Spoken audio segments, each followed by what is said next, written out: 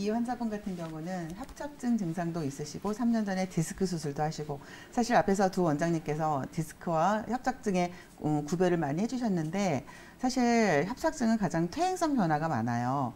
디스크 같은 경우는 척추하고 척추를 잡아주는 주변의 인대가 약해졌을 때 심한 운동에 의해서 갑자기 척추가 주저앉으면서 그 물렁물렁한 그 젤리처럼 생긴 디스크가 삐져나오면서 신경을 누르면서 나오는 증상이기 때문에 이거는 사실 어느 정도 치료가 뭐 그렇게 어렵진 않은데 척추관 협착증 같은 경우는 굉장히 장시간의 노화 현상에 의해서 그 주변에 인대나 근육이 딱딱하게 굳으면서 내려가는 신경을 누르기 때문에 그 증상이 굉장히 심하고 특징적으로 걷는 거를 굉장히 힘들어 하셔서 점점 걸으실 수 있는 거리가 짧아지시는 그런 증상을 보이는 게 특징적인데 지금 이제 이 방송을 보시는 시청자분들을 위해서 본인이 디스크인지 아니면 그냥 단순한 퇴행성 요통인지 또는 협착증인지 좀 구별할 수 있는 좀 자가진단법을 조금 설명을 해드릴게요.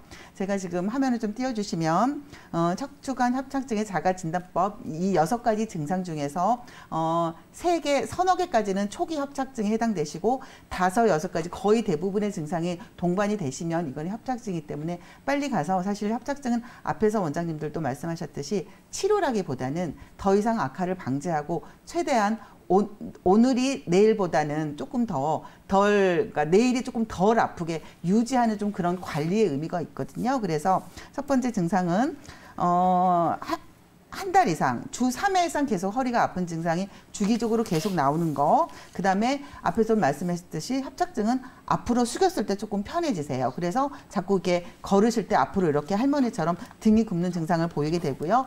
그 다음에 또 신경이 눌리기 때문에 다리가 쥐가 나는 증상이 자꾸 일어나게 되죠. 그 다음에 네 번째로는 다리가 굉장히 협착증 증상을 보이신 분들이 굉장히 다리가 무겁고 뻣뻣해진다. 허리가 아픈 것보다는 그런 증상을 호소를 하시는데 이거는 당연히 신경이 눌리고 신경과 동시에 혈관도 눌리면서 다리 쪽으로 정상적인 혈액 공급이 안 되기 때문에 다리가 뻣뻣해지는 증상을 호소를 하시게 되죠. 그 다음에 5번째는 아침에 일어났을 때, 왜냐하면 사람이 누워있으면 거의 주변의 근육이나 인대가 주무시는 동안에는 그냥 그대로 뻣뻣해서 굳어있는 상태인데 젊은 사람들 같은 경우는 일어났을 때 바로바로 근육이나 인대가 기혈순환이 되면서 부드럽게 움직일 수 있는데 연세가 드시면 퇴행성 변화가 일어나면서 근육이나 인대가 굉장히 딱딱해져 있어요. 그래서 아침에 일어났을 때 굉장히 허리가 뻣뻣하다는 증상을 호소를 하시거든요. 그 다음에 6번째는 제일 중요한 이제 이게 간헐적 파항이라 그래서 점점 처음에는 뭐 지하철 2코스를 다녔는데 점점 그 걸을 수 있는 거리가 줄어드세요.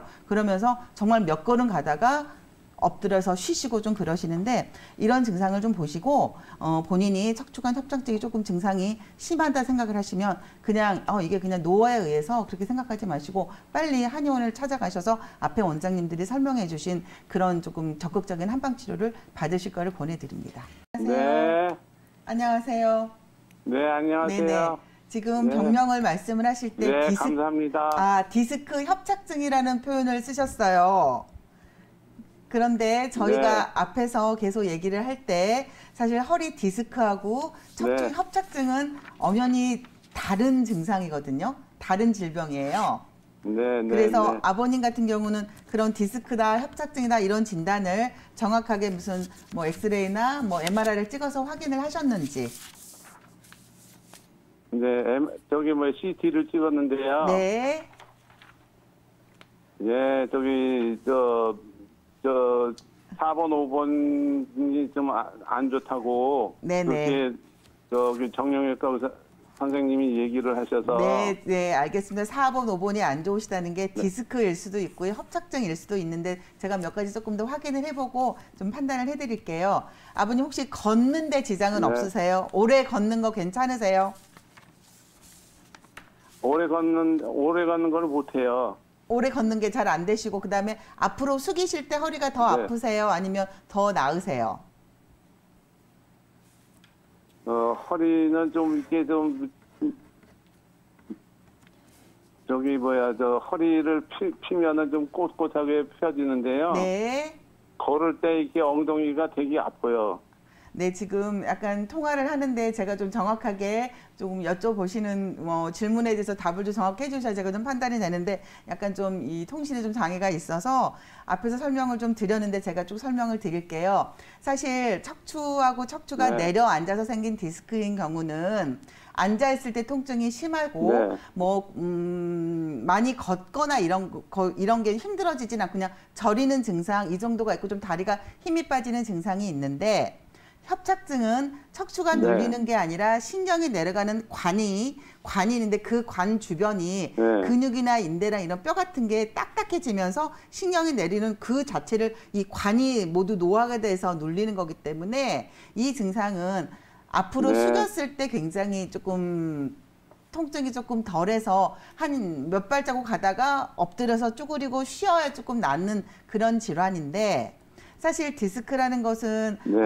척추 주변에 근육이나 인대를 조금 강화를 해서 더 이상 척추가 내려앉지 않도록 치료를 해주면 어느 정도 빨리 치료가 되는데 협착증이라고 하는 거는 사실 네. 이 신경이나 혈관이 내려가는 척추관이 이렇게 딱딱해져 있기 때문에 이거는 아버님이 얼마나 치료를 오랫동안 받으셨는지는 모르지만 이거는 절대로 단기간에 치료하실 수가 없으세요.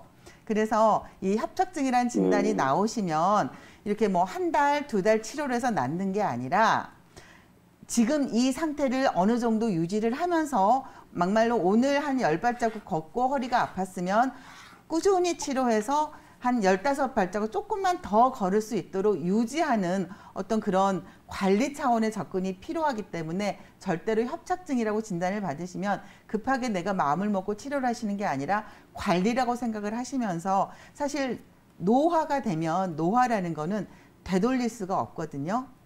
사실 이게 다치거나 일시적으로 아픈 거는 시간을 정해놓고 치료가 가능하지만 노화라고 그런 퇴행이 돼버리면 앞으로 되돌릴 수는 없기 때문에 꾸준히 관리를 하셔서 더 이상 악화되지 않고 이 상태가 더 악화되지 않고 유지를 하는 그런 관리 차원에서 접근을 하셔야 돼서 어쩌면 앞으로 좀 꾸준히 더 오랫동안 1년, 2년 계속 치료를 받으셔야 되고요. 그 다음에 혹시 하지마비가 너무 심해지신다거나 아니면 신경이 눌려서 그 통증 때문에 아예 이 엉덩이 쪽에 감각이 무뎌져서 대소변 장애까지 있게 되거나 아니면 완전히 다리에 힘이 빠져서 걸을 수가 없고 10발자국 이상 못 걸으시게 되면 사실 그 정도는 이거를 수술을 생각을 해볼 좀 그럴 가능성도 있으시니까 아직 그 정도 단계까지는 안 가셨고 앞으로 이 퇴행성 관리를 하시면 그 정도까지는 안 가시기 때문에 꾸준한 치료와 관리를 조금 받아보셨으면 좋겠습니다.